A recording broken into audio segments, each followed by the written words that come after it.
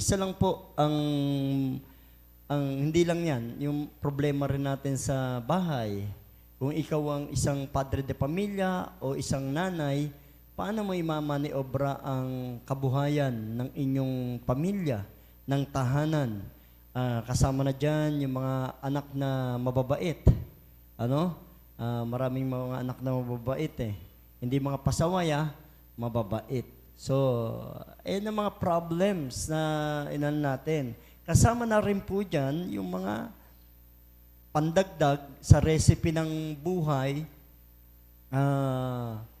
yung mga intindihin, yung mga bills, ayan. At higit sa lahat, yung mga pangangailangan mo personal. Isa pa rin sa recipe, hindi matatapos ang recipe ng buhay eh. Isa sa recipe ng buhay ay yung mga kapitbahay mo, syempre. Na kapag tinutulungan mo ay napakabubuti sa'yo. Pero kapag hindi mo na napautang, ibabalita ka na yan. Kasama na yung mga recipe yan eh. So, lahat ng ito, mga magulong kapatid, ay katulad ng kinuwento ko sa inyo sa Biblia, ang buhay ni Daniel ay naging masalimuot din kahit na sila ay hinuli doon sa Babylon. Sila Shadrach, Meshach, Abednego. In fact, dumating pang punto na sila ay nilagay doon sa pugon, ang tatlo.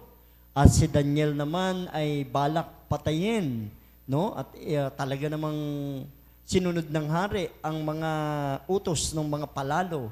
Kaya naman si Daniel, sabi nga natin, saka si Shadrach, Meshach, Abednego ay nanalangin.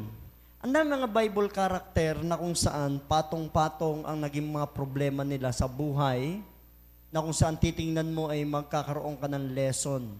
Si Joseph na nakulong na walang kasalanan, no?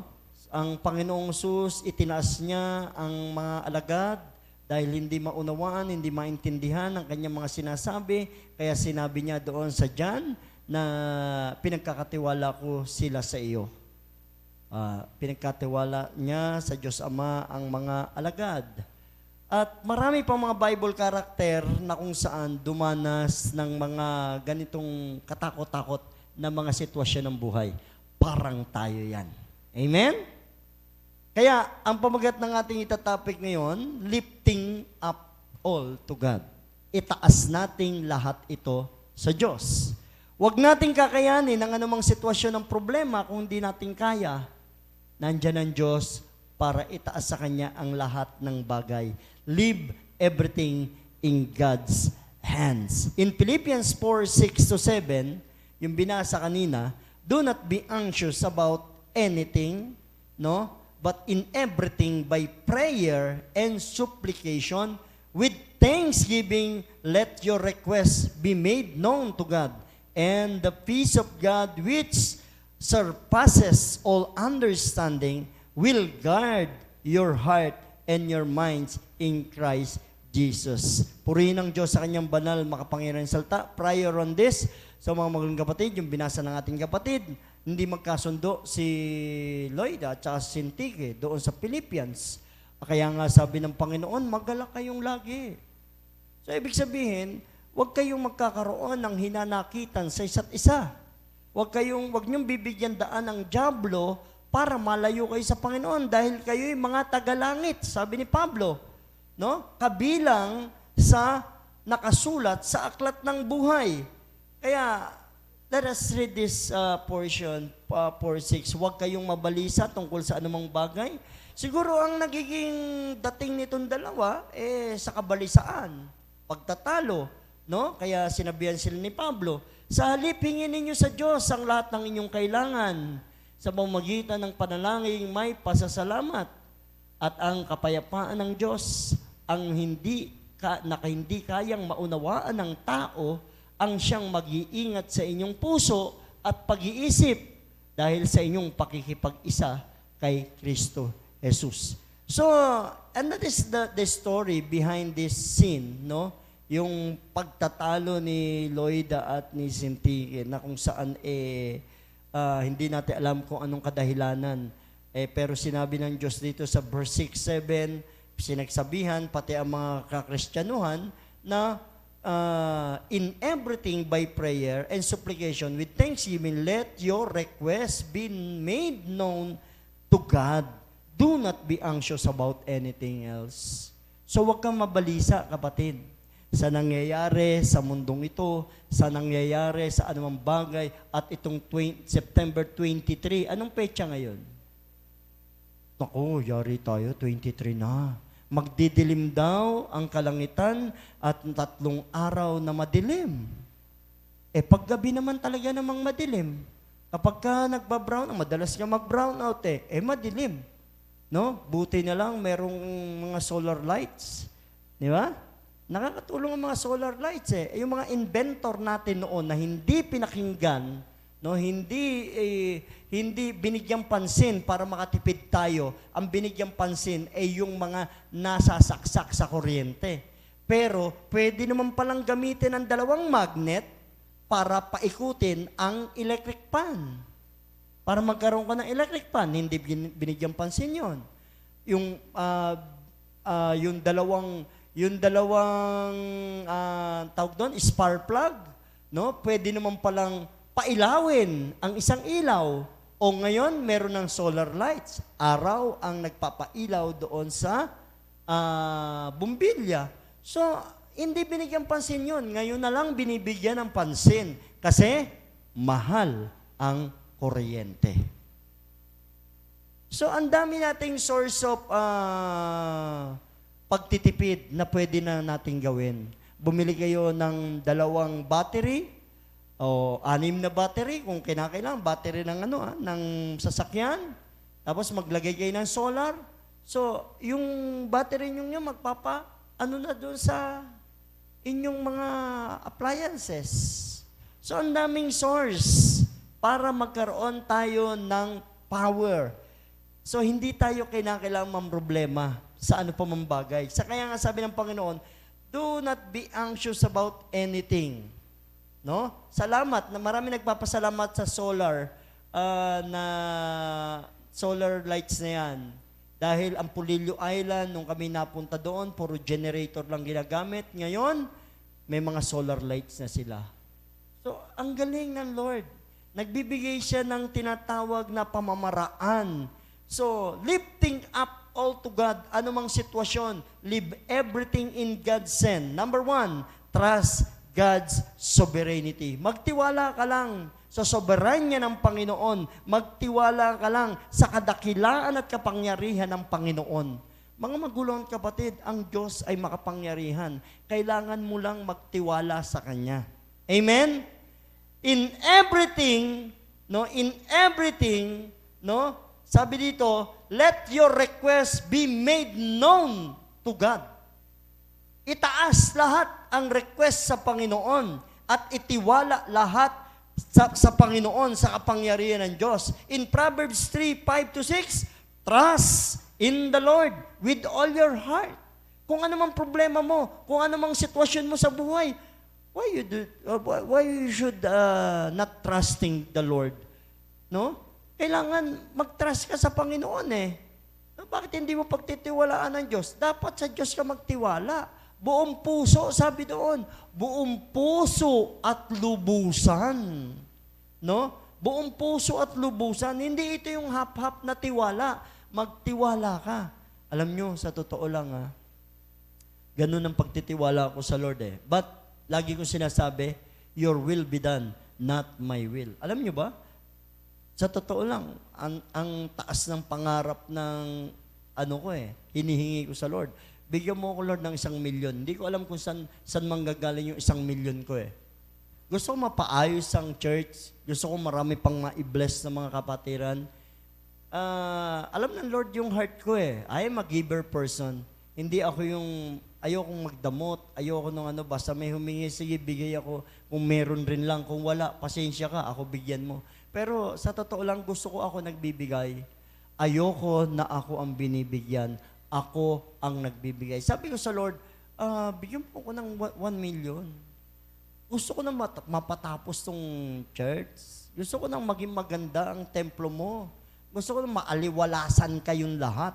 Hindi yung nandito kayo sa church, sa init, nakasimangot kayo. Tingnan mo ang katabi mo. Nagtuturo si pastor, nakaganong ka. Bakit? Kasi mainit, di ba? So kailangan, mga magulong kapatid, kailangan lahat ng bagay ititiwala natin sa Panginoon.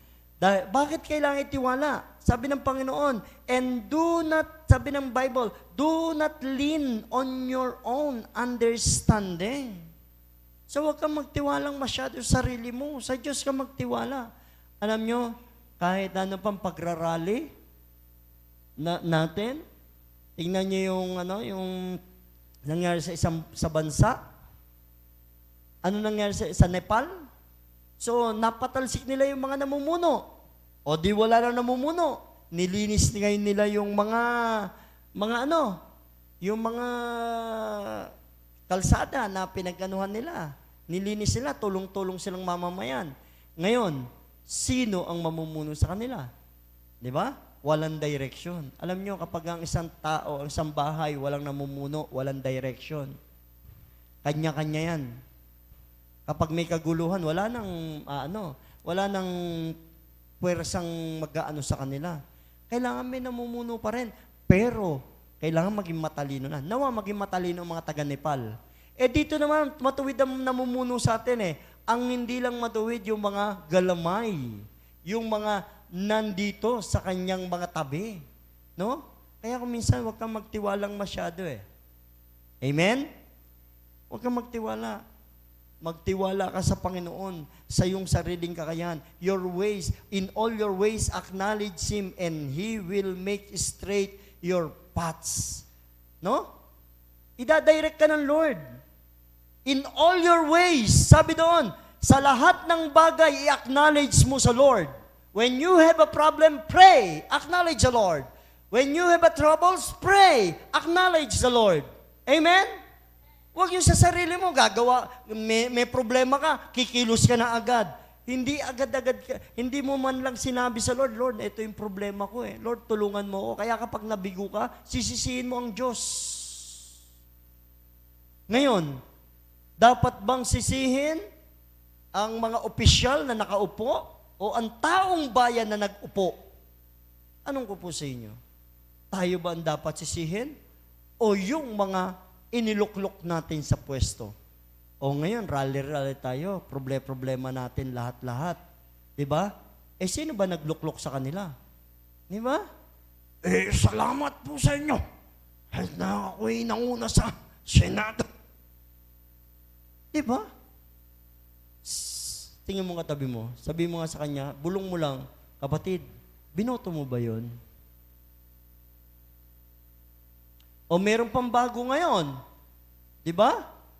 May mga senador na makukulit Ayaw bumaba sa pwesto. Di ba? Ayaw bumaba sa pwesto. Huwag kayong humanga doon sa isang senador na yun.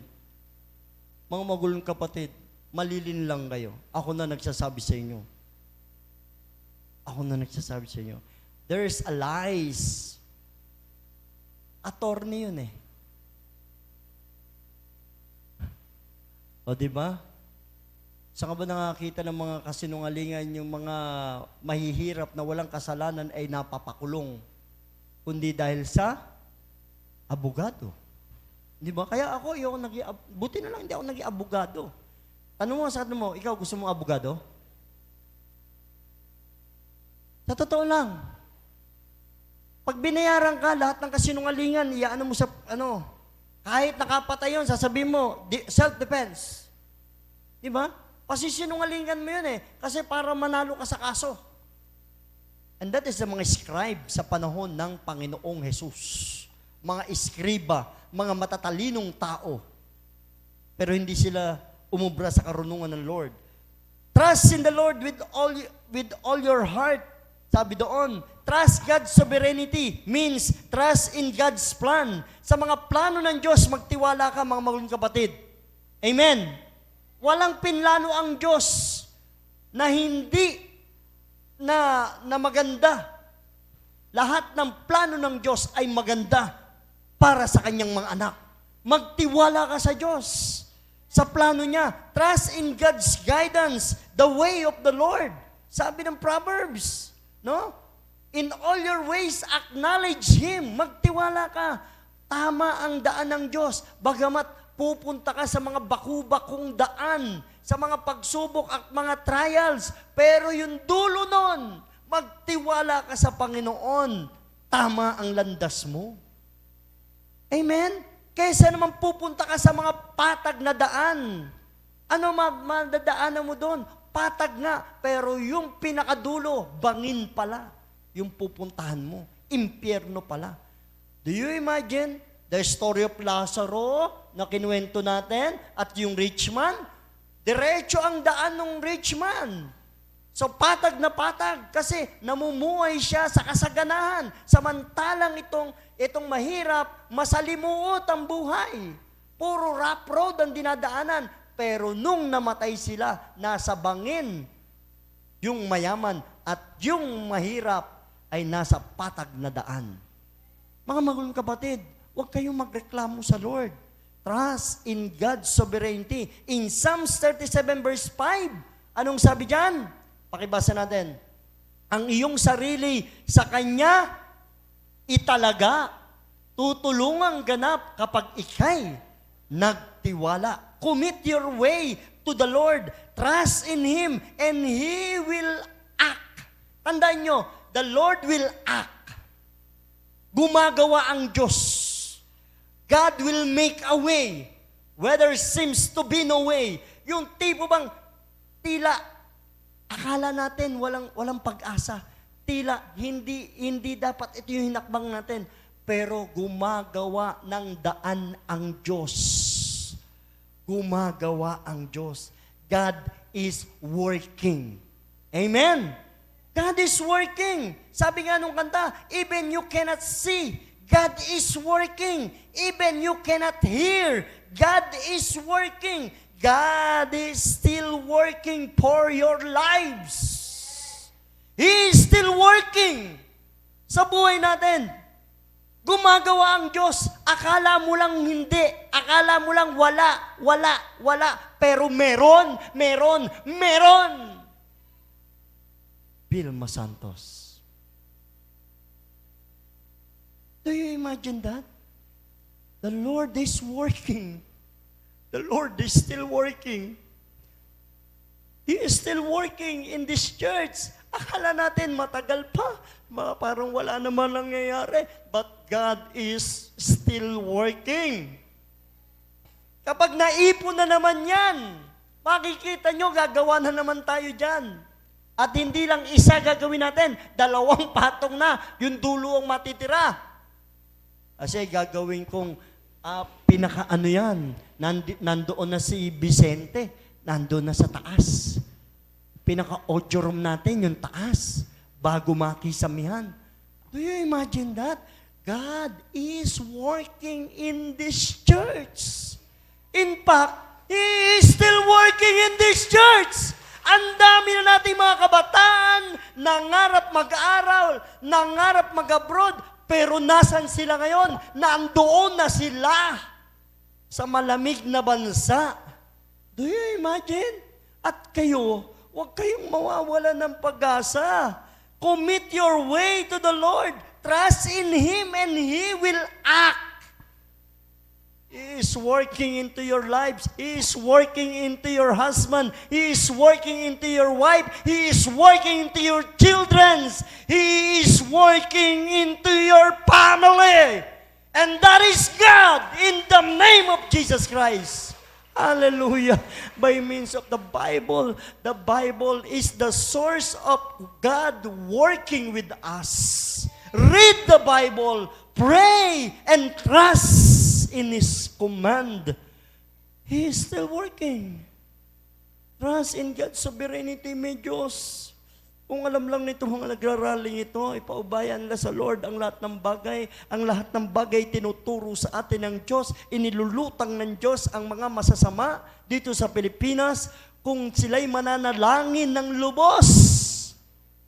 Ang Diyos ang bahala. Hindi man tayo ang makadiskubre ng kanilang kasamaan, pero alam ng Diyos ang kanilang mga ginagawa. At alam ng Diyos ang gagawin sa kanila. Tandaan niyo yan. May kaparusahan sa gawang masama. Ikaw, sa harapan ng Diyos, pumanatag ka. Laging matyagang maghintay sa Kanya.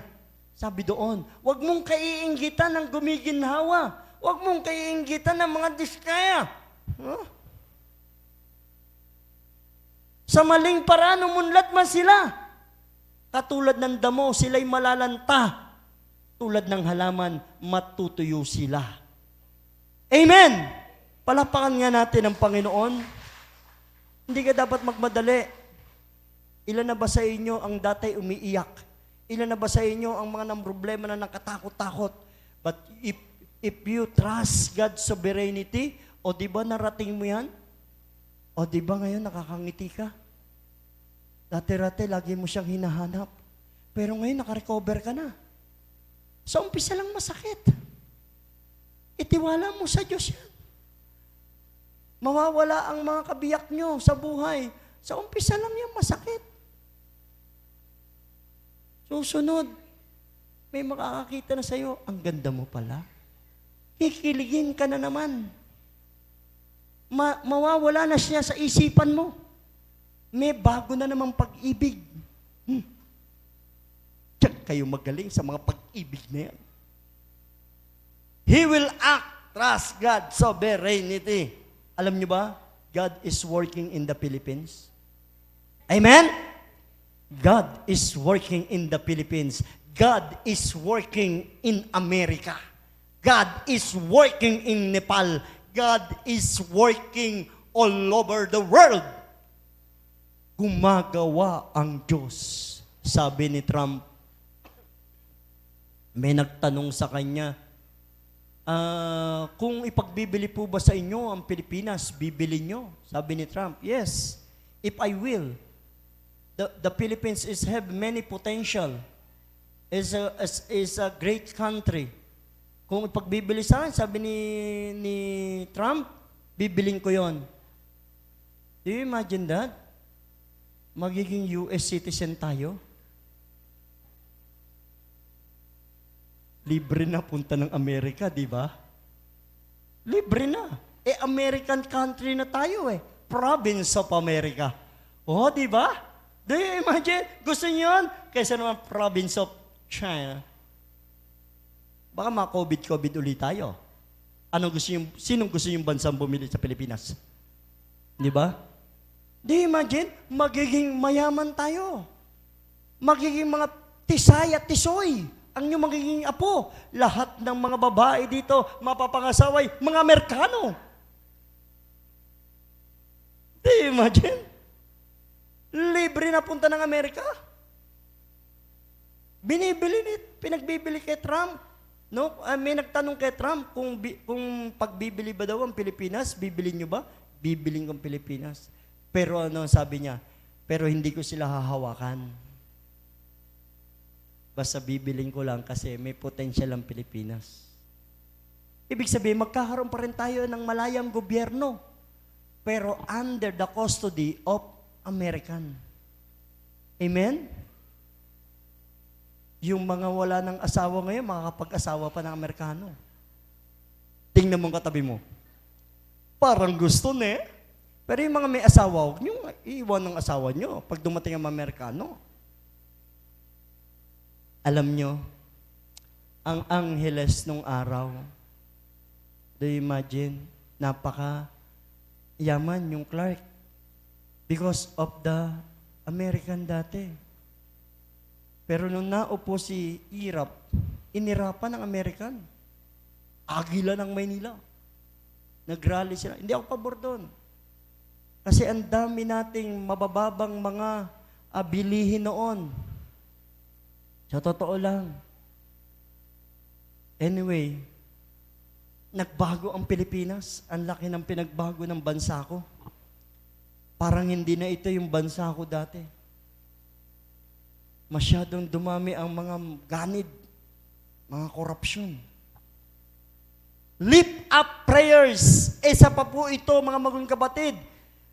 Lift up prayers. Ang lahat ng bagay itaas natin sa panalangin.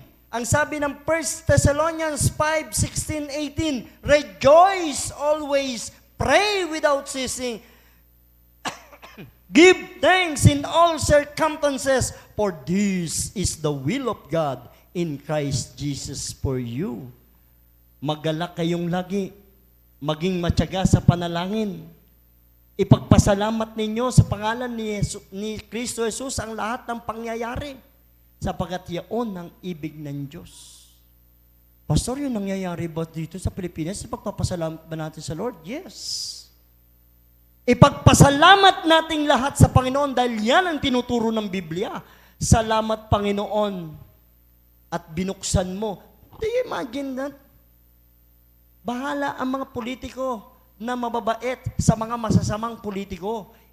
Ibinulgar ng mabait na politiko yung masasamang mga politiko. Kaya bahala ang batas ng mababait na politiko, gagabayan sila ni Yahweh para itong mga masasamang politiko ay mawala na sa bansa natin. Lutang na naman eh. Ewan ko ba naman kung bakit ang daming BO-BO'ng mga boto ng boto sa anyway, yung isa, yung presidente, nandun sa Tondo, kasama ni Isko, naglalakad, walang bodyguard, nasa likod, malayo, kaway ng kaway, presidente ng bansa yun, ha? Yung isa naman, yung babae, nandun sa konseho, ang dami, hawak-hawak pa ng yung mga bodyguard. Tapos nasa gitna. Do you imagine that? Kung matalino ang mga tao, dapat yun lang makita nila eh. Who is humble and who is ham and sausage? May hambog eh. Saka may humble talaga. Amen? Mga magulang kapatid. Number 3, seeking God's guidance. Sabi doon, una yung number 2, itaas natin daw sa Lord ang lahat ng bagay, magpasalamat sa lahat ng bagay, huwag magsasawa sa panalangin. At ang number 3 natin, seeking God's guidance. Hanapin lagi natin ang guidance ng Lord para maging matuwid ang ating landas. In Proverbs 16 verse 9, the heart of man plans his way, but the Lord establishes his step. Pakibasa natin.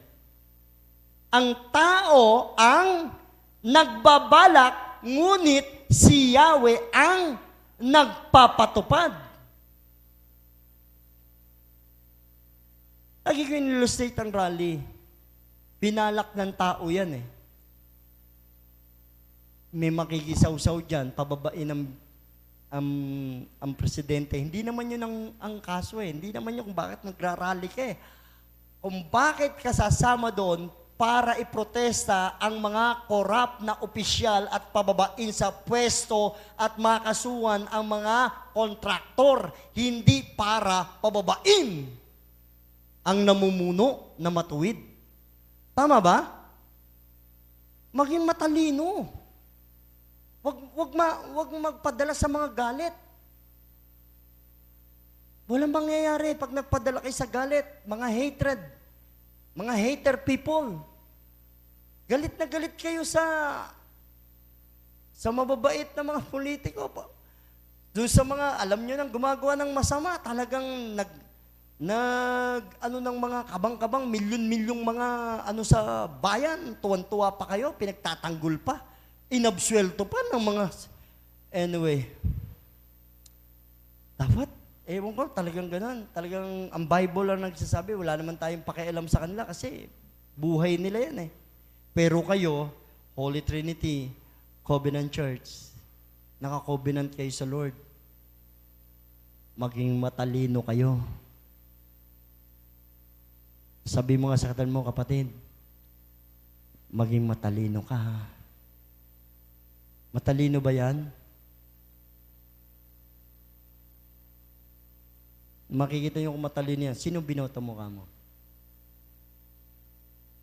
Isaiah 58 verse 11, seeking God's guidance. Kapag boboto kayo, manalangin muna kayo sa Lord. Amen. Hindi ako nagbibigay ng mga, mga iboboto natin. Basta, pinapanalangin ko na lang sa Lord yan. 58 verse 11, ang sabi dyan, at akong si Yahweh, ang siyang sa inyo'y laging papatnubay. Lahat ng mabubuting kailangan ninyo'y aking ibibigay at palalakasin ng inyong katawan. Kayo'y matutulad sa pananim na sagana sa dilig, matutulad sa batis na nawawalan ng agos ng tubig. Dahil nagtiwala ka sa Panginoon, hinanap mo ang guidance ng Lord. Yung dati-dati mong pamumuhay na naghihirap ka noon, ngayon, tingnan mo yung buhay mo na ngayon. Dati lagi kang umiiyak, nanghihingi sa kapitbahay. Yung mga anak mo, dati-rate, wala kang maipakain. Amen? Ang sakit sa magulang. Ang sakit sa magulang kapag ang anak nila ay hindi nakakakain ng masasarap. Naranasan niyo yun, mga parents?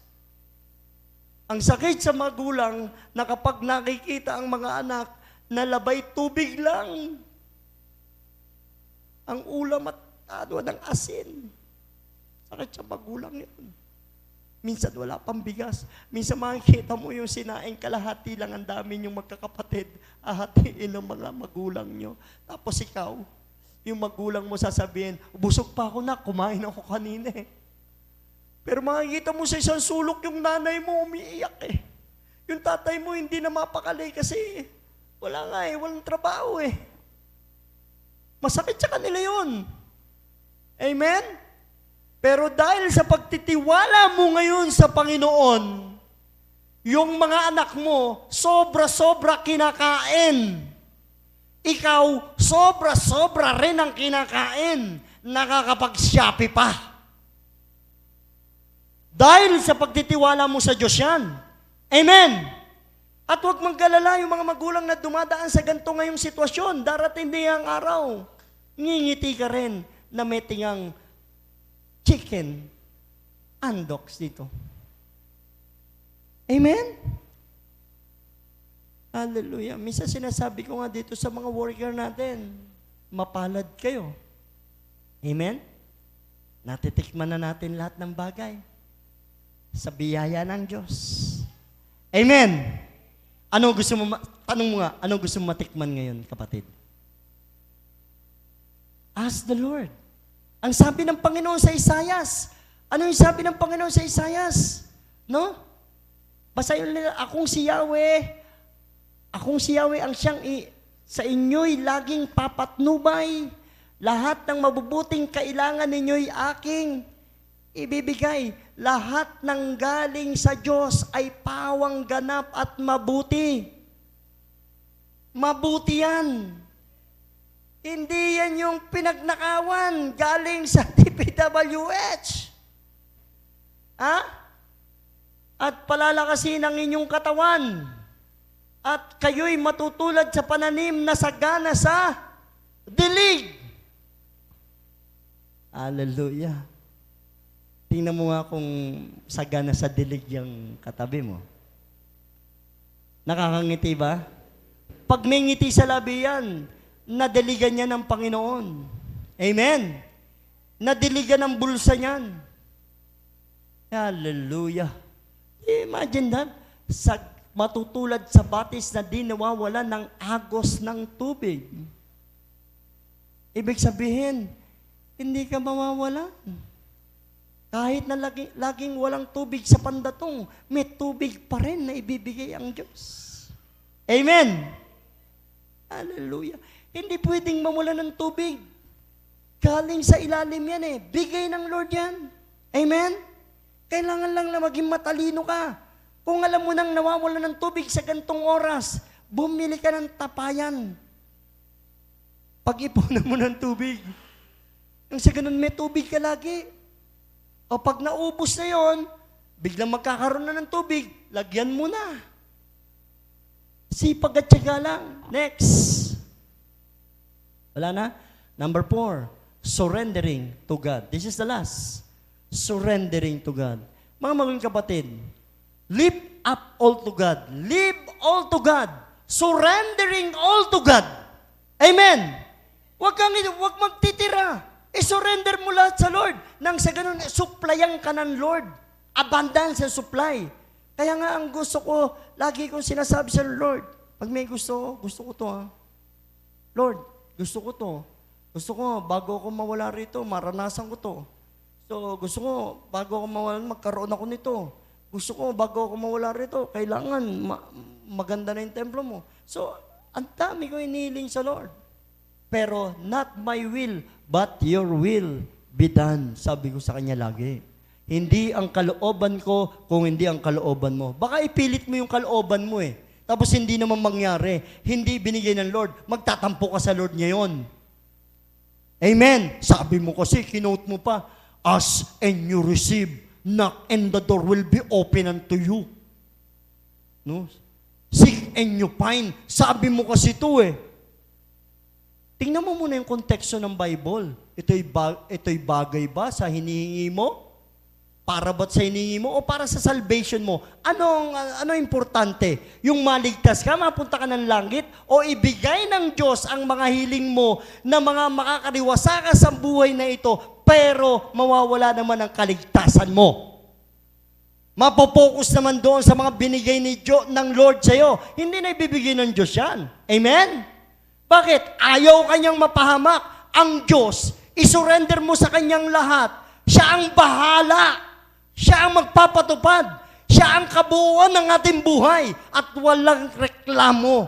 Dapat lahat isurrender mo sa Kanya. Lift up all to God. Leave everything in God's hand. To God be the glory.